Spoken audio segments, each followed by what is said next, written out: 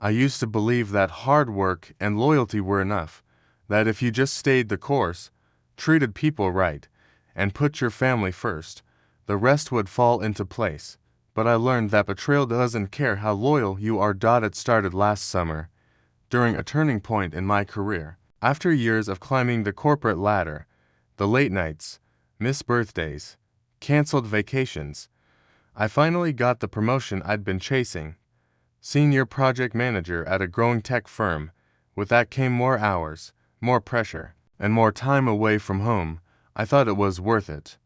I thought I was building a better future for us, for me and my wife, Alina. We'd been married 6 years. She was beautiful, warm, supportive. She'd always been my biggest cheerleader. Through my career shifts, my failures, even my father's funeral, she was the steady hand that kept me grounded. Or so I thought. My new role meant spending more time with the executive team, especially my boss, Grant Delaney. He was sharp, commanding, and charming in the way successful people often are. He'd built the company from scratch. Everyone wanted his approval. I did too. He'd met Alina a few times. Company parties, networking dinners, charity events. They always got along. I liked that.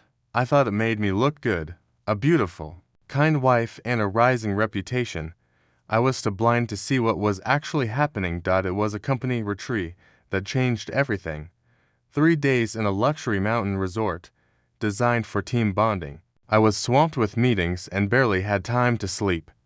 But I remember texting Eileen often, sending photos of the view, joking about the cheesy icebreakers. What I didn't know then, what I found out weeks later, was that Grant had flown her out there. Without telling me. He'd invited her privately, said it would be a surprise, that it would be good for morale to have spouses around. She told me she didn't want to ruin the surprise, so she kept it secret. Lied. I didn't suspect anything until a few months later. Alina became distant. She started staying out later. Said she was finding herself, going to yoga, visiting friends I never met. We fought more. She cried easily. I chalked it up to stress, burnout, the usual ups and downs of married life. Then, one day, she left her tablet on the couch while showering. I wasn't snooping. I swear I wasn't. A message notification popped up. It was from a contact saved only as G. It said, "Still thinking about that night. Call me when he's asleep." My stomach dropped. I opened the thread. It was all there, weeks of messages, voice notes, photos, scheduling meetups, references to the resort. I scrolled in disbelief, hands shaking. G was Grant, my boss.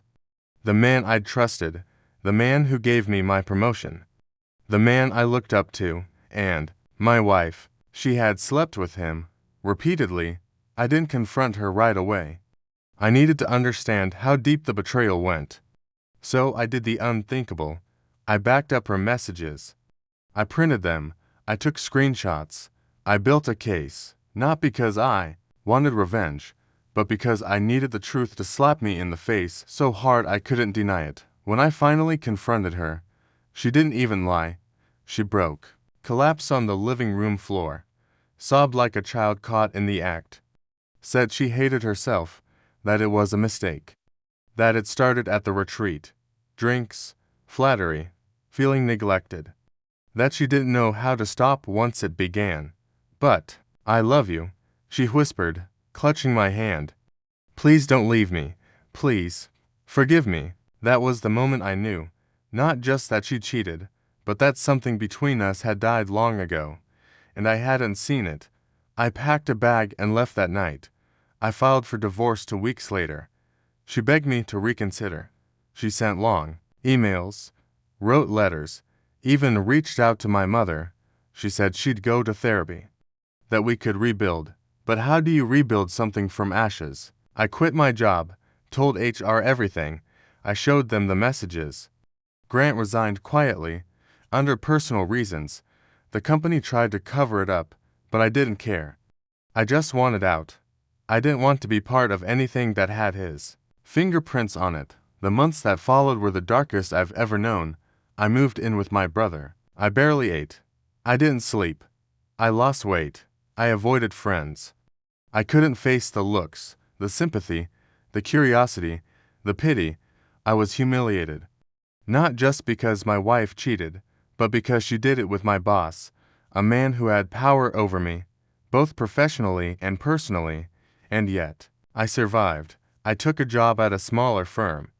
Lower pay, less pressure, but I'm happier. I'm rebuilding. Not just my career, but my sense of self. I'm dating again, slowly, carefully, and I've learned that love without respect is hollow. That trust, once shattered, doesn't come back with apologies. It comes back with actions. And sometimes, not at all. As for Eilena, she still writes, once in a while, says she's sorry. That she still dreams about me, that she wishes she could undo it. But some things can't be undone, they can only be survived.